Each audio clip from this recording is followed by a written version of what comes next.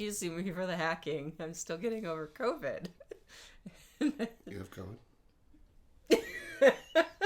Yeah, you've been taking... Hi, I'm Georgia West. This is my husband, Chad West. We are professional life coaches. We are here to talk about relationships. So it is February and it is the love month, right? It's all about Valentine's Day and connection. However, a lot of times that can cause a lot of tension and confusion, frustration, even arguments and fights. And so we wanted to just take a moment and talk through that a bit.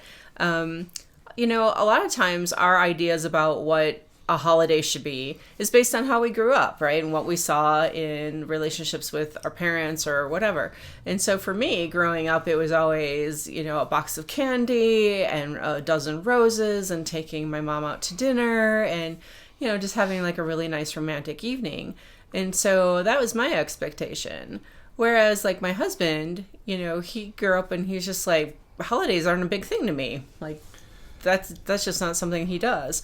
And so when we got together... Or having bad experiences with past relationships. Right. And that's where we're going to get into this. And so for us, it's like I had the expectation on our first, Valentine's Day that it was going to look the way it's always looked to me. And when it didn't, I was mad, right?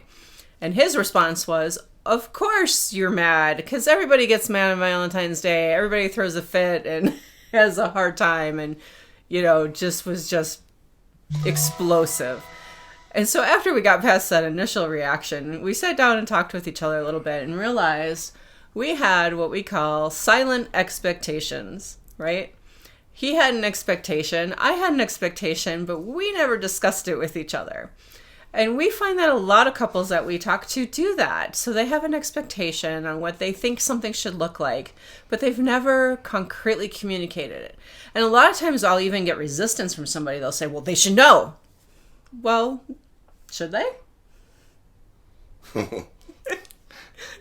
I've known you at 40 years. I still don't know. Exactly. So I'm going to turn this over and see if my husband has any comments about what these silent expectations are like and or communicating what you want. I got nothing.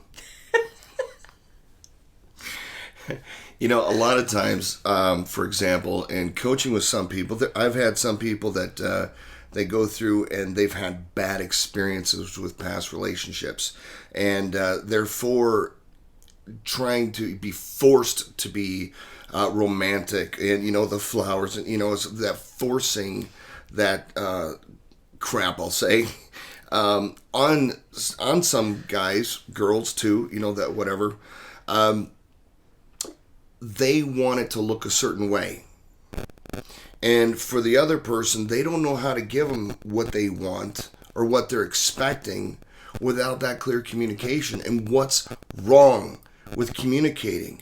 I was just talking to my wife. I was just saying, what do you want to do for Valentine's Day? What are you wanting? What are you expecting? And she told me, which makes it easy. Now, it's not like, hey, I'm not, spontaneous. I'm not going to go through and do something extra or anything, but I'm getting clear on what she's expecting. Now, when I do extra and stuff, that's all on me. But now I have an idea of what she's wanting, and there's nothing wrong with that. That's called clear communication. We hear this all the time. Happy spouse, happy house. Some people say happy wife, happy life. We like to say happy spouse, happy house. Which means I said both. I said that wrong. But yeah, it's when you both are giving.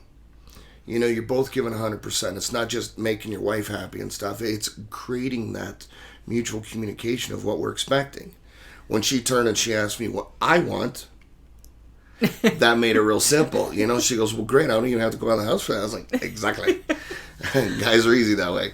But well, I think it's important that sometimes we say, oh, well, I'm going to have to go out and spend thousands of dollars, doing a trip, going to a hotel, doing, room service, doing all this planning.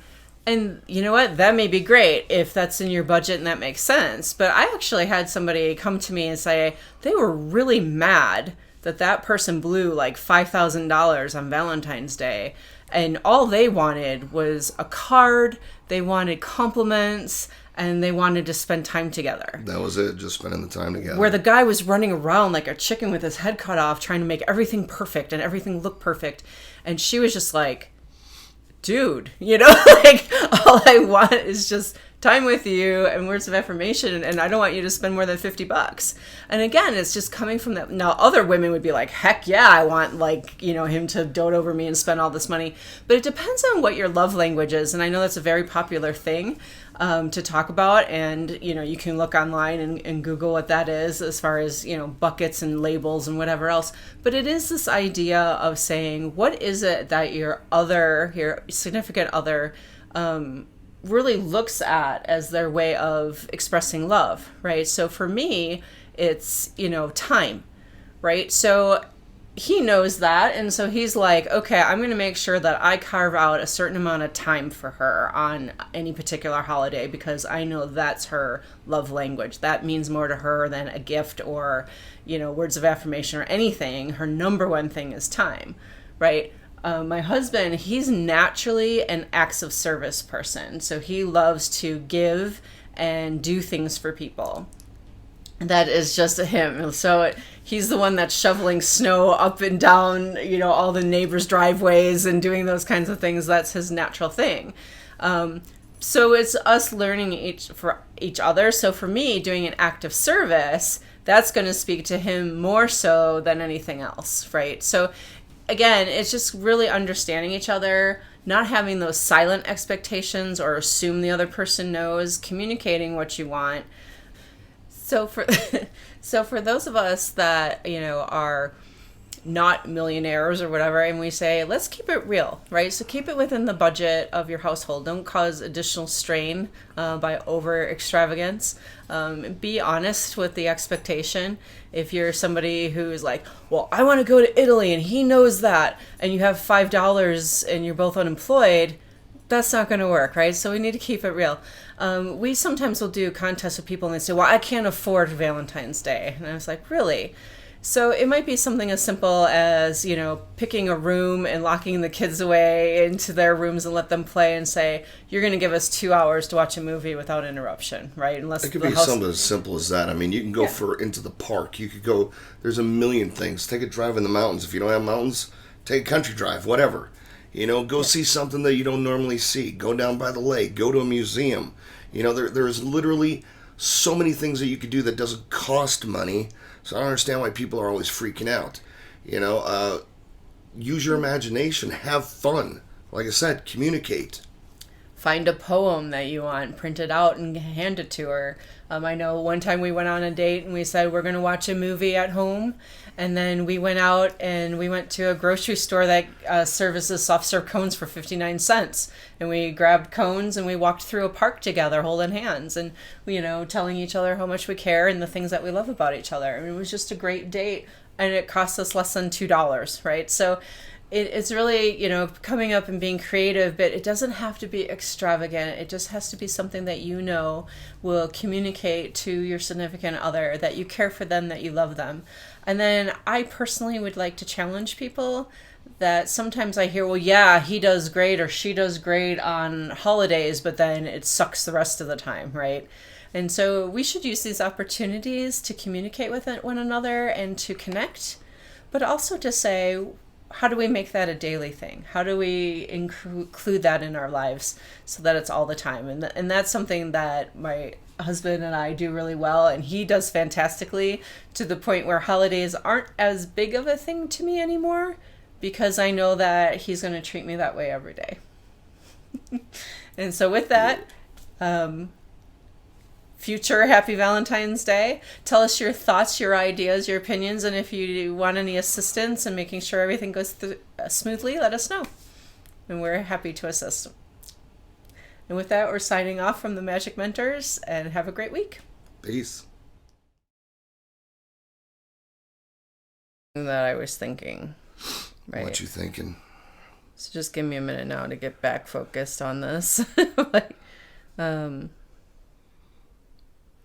when we talk about going into things like holidays like Valentine's Day, a lot of times people will, have these expectations and then are disappointed when they don't happen the way they think they deserve to happen or should happen. And they wind up getting into these big fights and, causes a lot of tension with couples. And so we wanted to talk.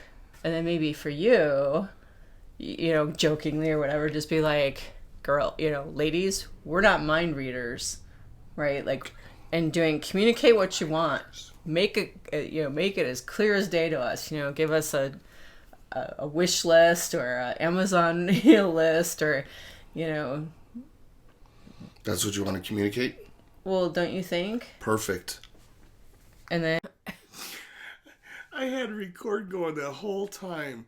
So the whole time you were talking, I'm like, and it was perfect. You goofball. Well, you just said everything. Done. Am I ready? Are you ready? Yes, we are ready. Hi, I'm Georgia West. This is my husband, Chad West. We are professional life coaches. We are here to talk about relationships. Excuse me. Shiloh, lay down. How do we do? You did great, honey. You are amazing. You are awesome. I wasn't blabbing. I was trying to be quiet and let you talk. Yeah, you let me talk a lot more than I usually like to. You're welcome.